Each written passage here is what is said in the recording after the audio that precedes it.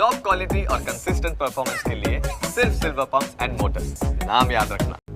ગીર સોમનાથની જીવાદોરી સમાન તાલાલા અને કોડીનારની સુગર મિલ ફરી જીવંત થતા જિલ્લાના ખેડૂતોમાં ખુશી જોવા મળી રહી છે।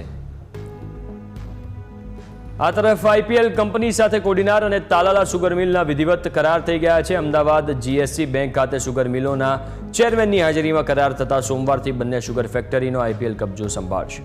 મહત્વનું છે કે બંને સુગર ફેક્ટરી વર્ષોથી બંધ થતા ખેડૂતોની કમર તૂટી ગઈ હતી, પણ હવે ફરીથી સુગર મિલો ધમધમવાના સમાચાર મળતાની સાથે જ ખેડૂતોના જીવમાં જીવ આવ્યો છે। બંને સુગર મિલને 30 વર્ષના ભાડા પેટે ઇન્ડિયન પોટાશ લિમિટેડ ચલાવવા જઈ રહી છે। સભાસદોની યોજાયેલી સાધારણ સભામાં મંજૂરી મળ્યા બાદ અમદાવાદ ખાતે કરારો થયા છે।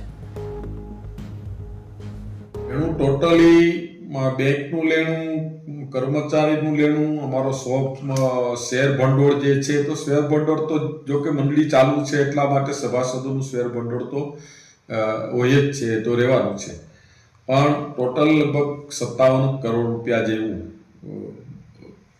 મંડળી પાસે લેણું હતું।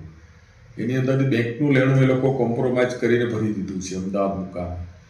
કર્મચારીના જે પૈસા દેવાના છે પણ એમની હાજરીની અંદર અમે કર્મચારીને ચૂકવણું કરી દેવાના છે। આજે જ અમે 3 વાગે કર્મચારીઓને પણ બોલાવ્યા છે, એમની સાથે વાર્તાલાપ કરીને કઈ પદ્ધતિથી એમને કર્મચારીઓને પૈસા આપવા, એમાં આઈપીએલ કંપનીના અધિકારીઓને પણ અમે સાથે રાખશું અને એનું ચૂકવણું પણ આવનારા સમયમાં થઈ જશે।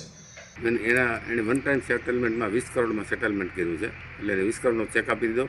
આપણા 12 થી 15 કરોડ રૂપિયા કર્મચારીના અન્ય લેણા છે, એના માટે એ લોકો આવવાના છે, અને આવ્યા પછી એનું જે દેવાનું છે એ ચૂકવણું કરવા ચાલુ કરી દે।